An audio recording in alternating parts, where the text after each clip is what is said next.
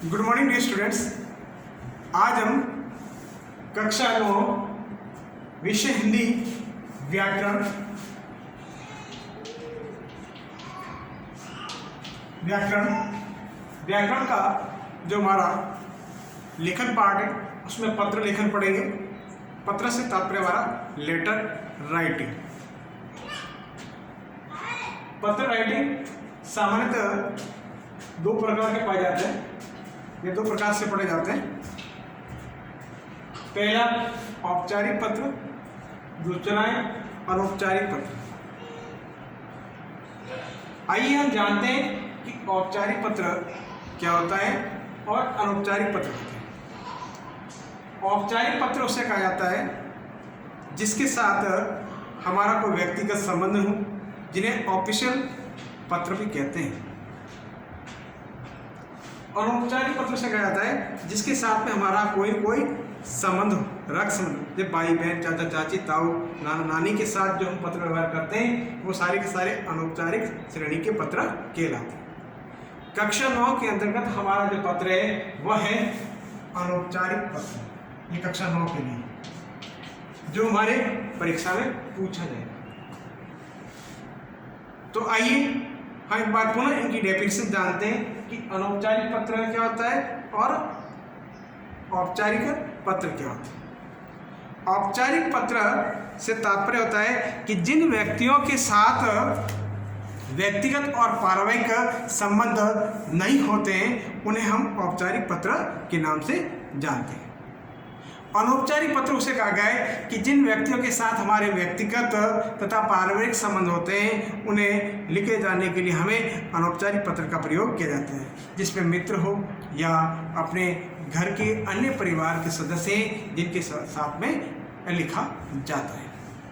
आइए हम जानते हैं कि प्रत्येक अनौपचारिक पत्र लिखने के लिए कुछ महत्वपूर्ण बातें जिनको हमने एक पत्र के अंग के रूप में बताने का प्रयास किया है। यहाँ लगभग 10 अंग बताए हैं या 10 पार्ट्स बताए गए। आइए हम जानते हैं कौन सा पार्ट कहाँ पे लिखना आवश्यक है। सामान्यतः हम अनौपचारिक पत्र लिखते हैं तो इस प्रकार के जो हमने इसके पार्ट बनाए उनका होना अति आवश्यक है। इन्हीं के द्वारा हम पूरे पत्र को लिख सकते हैं, पूरा लेटर राइटिंग बन सकता है।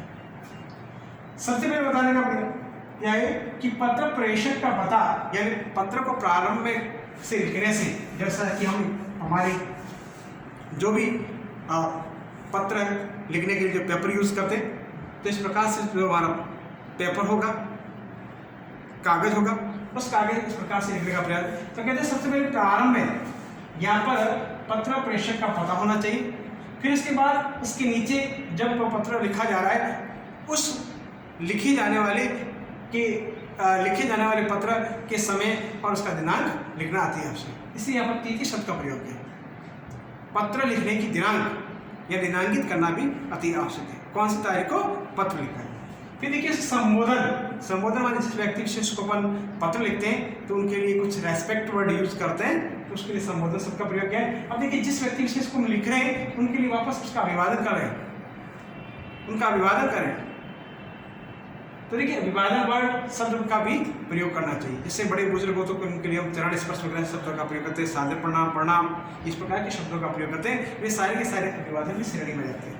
फिर देखिए आप यदि औपचारिक पत्र है तो उसमें विशेष शब्द का प्रयोग कर सकते हैं, अनौपचारिक के अंदर विशेष शब्द का प्रयोग नहीं होता। फिर देखिए इसके बाद में पत्र का प्रारंभ, जब अभिवादन हो गया इसके बाद सीधा पत्र का प्रारंभ हम करते हैं कि किस प्रकार से पत्र को लिखना शुरू किया जाए। तो देखिए अनौपचारिक पत्र है उसमें हमारे जो भी परिवार के सदस्य या मित्र हैं उनसे लिखा जाता है। तो जिस प्रकार से लिखने की जो शैली है उसको प्रारंभ करने के लिए पत्र प्रारंभ की लिखी की भाषा के रूप में एक अंग माना गया है कि कैसे उसको प्रारंभ किया जाए। फिर इसके बाद देखिए मूल विषय या क्लेवर, यानी आप जो लेटर लिख रहे हैं वो किस विषय में लिख रहे हैं, पत्र लिखने का क्या कारण है, रीजन है। भाई आप खुशी के लिख रहे हैं या कोई दुख के लिए लिख रहे हैं या किसी निमंत्रण आमंत्रण जो भी किस प्रकार से लिख रहे हैं तो वो सारा का सारा मूल विषय या क्लेवर के रूप में आ जाएगा। उसके बाद देखिए पत्र की समाप्ति भी देखिए जैसा पत्र हो उसके आधार पर करनी चाहिए। उनमें जो परिवार के सदस्य हैं उनके साथ आपका कैसा व्यवहार है या उनके प्रति आप किस प्रकार का व्यवहार दिखलाते हैं, वो भी पत्र की समाप्ति में हमें लिखना चाहिए। उसके बाद देखिए आत्मनिर्देश है, उसमें देखिए धन्यवाद या इस प्रकार की यदि आपको किसी प्रकार का बधाई है, संदेश है या उस प्रकार का है, तो उसके लिए भी आप इन शब्दों का, आत्मनिर्देश शब्दों का प्रयोग कर सकते हैं। अंत के अंतर्गत हमारे हस्ताक्षर हो और अपना नाम हो का प्रयोग भी कर सकते हैं। इस प्रकार से इन 10 भागों के द्वारा हम इस पत्र को पूरा करने का प्रयास करते हैं। फिर देखिए आगे हम और भी आगे देखते हैं कि अनौपचारिक पत्र लेखन के जो कुछ मुख्य बिंदु हैं उनके आधार पर पत्र को लिखा जाता है, तो उनको भी सुनने का प्रयास करें। कहते हैं कि सबसे ऊपर बाईं ओर पत्र लिखने वाले पर पता लिखा जाना चाहिए।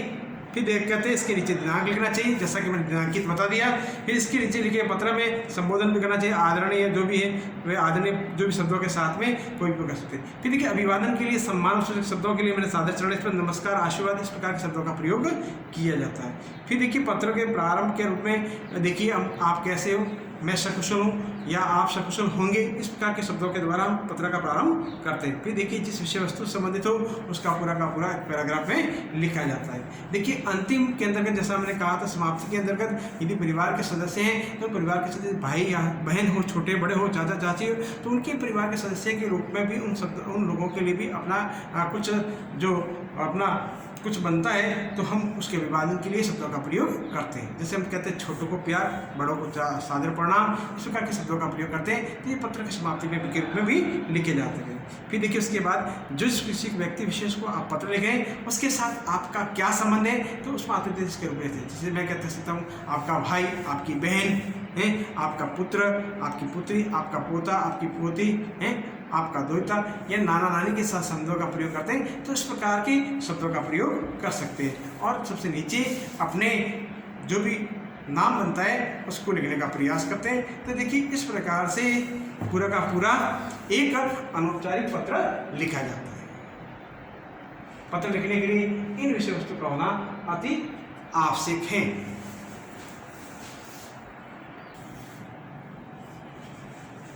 अब देखिए मैं आपको एक छोटा सा अनौपचारिक पत्र का नमूना पत्र बताना चाहता हूँ कि किस प्रकार से क्रमबद्ध तरीके से उन बातों को लिखा जाता है। उनका एक जो स्टैंडर्ड होता है, उनका क्रम होता है, उनको जानने का प्रयास करें। उसके बाद हमारे पास जो भी व्यक्तिगत बहुत सारे हमारी पाठ्य पुस्तकों में दिए हैं अनेक प्रकार के पत्र हैं, जिनको हम देख कर या पढ़कर हम समझ जाते हैं कि इस प्रकार का पत्र आए तो उस प्रकार से लिखा जा सकता है। अब देखिए हमने सामान्यतः जो हमारी जो पेपर है उस पेपर में जब हम लिखते हैं तो इन बातों का हमेशा ध्यान रखते हैं कि कौन सी बात कौन से क्रम पर रखनी चाहिए। जब भी हम लेटर राइटिंग लिखें तो सबसे पहले प्रारंभ में पत्र लिखने वाले का पता यानी एड्रेस, जैसे सामान्यतः हम यहाँ जिस स्थान पे तो हम लिख सकते हैं हमारा जैसे पता हमारा स्कूल का है तो हम लिख सकते हैं सेंट पॉल स्कूल, ऐसे ये शब्द का प्रयोग कर सकते हैं। ये स्थान को बतलाता है तो लिखने वाले का पता हो जाता है, पिन कोड सहित आप लिखें। फिर इसके बाद में दिनांकित, भाई जिस दिनांक को आप पत्र व्यवहार लिख रहे हैं उसको हम द्वितीय स्तर पर लिख सकते हैं। जैसे हम दिनांक 1/12/2020 ओके। फिर उसके साथ में हम लिख सकते हैं मंगलवार। तो इस प्रकार से वो दिनांकित हो जाएगा, यानी पत्र जो लिख रहे हैं वो कौन सी दिनांक को लिखा जा रहा है वो द्वितीय स्तर पर लिखा जाएगा। उसके बाद देखिए संबोधन का शब्द का प्रयोग कर सकते हैं। जैसे किसी यदि हमारे को मित्र को हम पत्र लिख रहे हैं तो हम लिख सकते हैं प्रिय मित्र, और मित्र का नाम भी लिख सकते हैं। मित्र कोई भी आपके मित्र का नाम है उस लिख। अब उसके साथ में उसका अभिवादन के लिए हम प्रणाम कर सकते हैं, उसको नमस्कार से शब्दों का प्रयोग कर सकते हैं मित्र के साथ। उसके बाद पत्र लिखने का कारण, पत्र आप मित्र को किस लिए लिख रहे हैं, किसी की बधाई के रूप में संदेश लिख रहे हैं, या उसके जन्मदिन के उपलक्ष्य में बधाई दे रहे हैं, या कक्षा में कोई अच्छे अंकों से पास हुआ है, या कक्षा में प्रथम स्थान प्राप्त किया है, या कोई उसको एक विशेष प्रकार के पुरस्कार मिला है, उस पुरस्कार के उपलक्ष्य में आप उसको बधाई संदेश देना चाहते हैं। तो देखिए वो जो भी आप जिस के लिए पत्र व्यवहार कर रहे हैं वो पूरा का पूरा रीज़न है वो आप उसमें लिख सकते हैं। पूरा का पूरा यहाँ पर आ जाएगा कारण, पूरा का पूरा जो भी कारण लिखना है वो आ जाएगा। उसके बाद देखिए समापन है। समापन के अंतर्गत आपको आमतौर पर जिससे हमें पत्र व्यवहार करें उसके परिवार के अन्य सदस्यों के साथ आपका कैसा व्यवहार रहता है या उनसे आप किस प्रकार जानते हैं, तो देखिए उनके साथ में भी इस प्रकार के शब्दों का प्रयोग कर सकते हैं। यानी छोटे बड़े उनके घर के परिवार के सदस्य फैमिलियर हैं तो उनको भी आप संबोधन या अभिवादन के रूप में उनको कर सकते हैं। उसके साथ साथ में उनके जीवन की कुछ उपलब्धियों के बारे में या जीवन की अपेक्षाओं के बारे में या उनको कुछ ऐसी बातें जो उनको जिन्हें हम आशीर्वाद के रूप में कह सकते हैं, बड़े बुजुर्गों द्वारा जो दिया जाता है, उसको भी हम यहाँ पर समापन के रूप में लिखा जा सकता है। उसके बाद देखिए सबसे लास्ट में पत्र पाने वाले के संबंध। यदि मित्र हैं तो हम आपको वापस अपने मित्र के साथ आपका रिलेशन क्या बताए, तो हम लिखते हैं कि आपका मित्र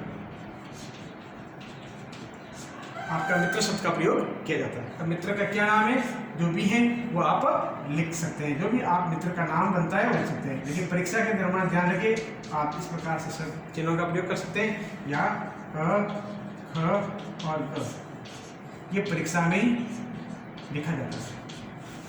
इन बातों को ध्यान रखना। तो देखिए मैंने सामान्यतः मोटे मोटे तौर पर पत्र लेकर कुछ मोटी मोटी जो बातें हैं वो आपको बताने का प्रयास करें। उसके अलावा भी हम जो अन्य बातें उसको भी आपको मैसेज के माध्यम से या आपको जो हमारी जो भी गूगल मीट क्लास हुई उसके माध्यम से आपको बताने का प्रयास करें। लेकिन मोटे मोटे तौर पर जो पत्र लेखन के जो तरीके हैं उनको सामान्य तौर पर आपको इस क्लास के माध्यम से बताने का।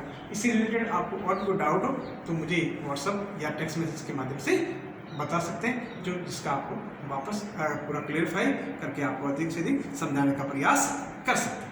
धन्यवाद।